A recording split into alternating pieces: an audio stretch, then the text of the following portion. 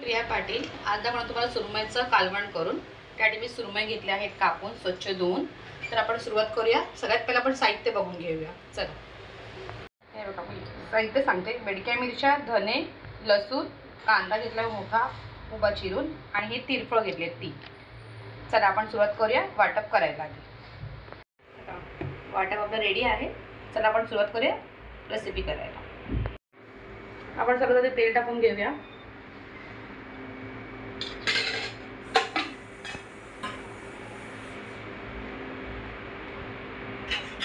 कांदा,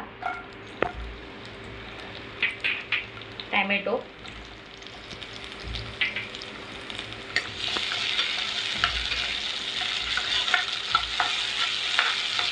थोडा फ्लो ठेवायचा,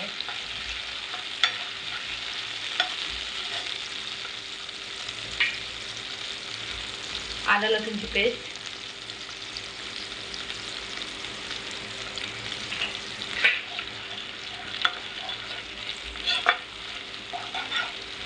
कढीपत्ता टाकून घेऊया आपण. आगूळ, कोकम आणि हळद आणि मीठ मी लावून घेतलंय सुरमईला. आता आपल्याला ह्याच्यामध्ये वाटप टाकून घ्यायचं.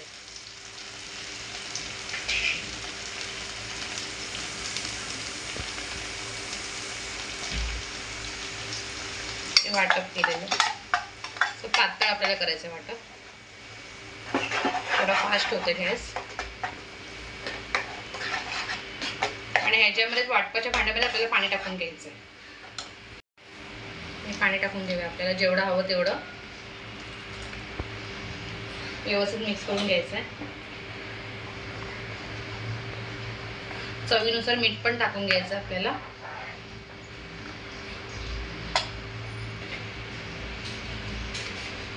मीठ टाकून घेऊया चवीनुसार.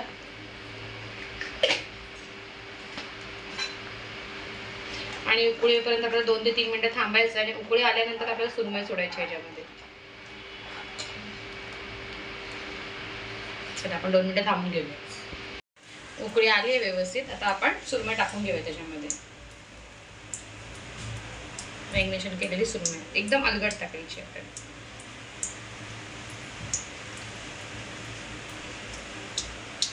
स्लो करते मी गॅस, म्हणजे मला बरी पडेल टाकायला.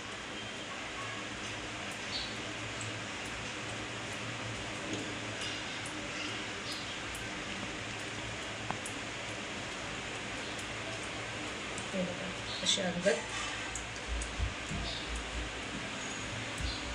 आणि हे आगोळचं पाणी हे पण टाकून घ्यायचं आपण. आणि आपण हे अलगट सोडले आहेत ना. आता आपल्याला 5 मिनिटं तरी थांबूया. त्याला काही जास्त वेळ लागणार नाही शिजायला. चला आपण 5 मिनिटांनी बघूया. काय झाकण वगैरे आपल्याला मारायची गरज नाहीये. आपण सुरमईचं कालवण बघून घेऊया. छानपैकी उकळी आली आहे. स्लो ठेवते आता मी गॅस. सुरमई पण मस्त शिजली आपली. दाखवते. आता आपण याच्यावरती कोथिंबीर सोडायची आहे. जास्त जाड पण नाही आणि पातळ पण नाही झालं आहे. एकदम व्यवस्थित झाले. कोथिंबीर टाकून घेऊया. आणि तुम्ही पण नक्की ट्राय करून बघा असं सुरमईचं कालवण.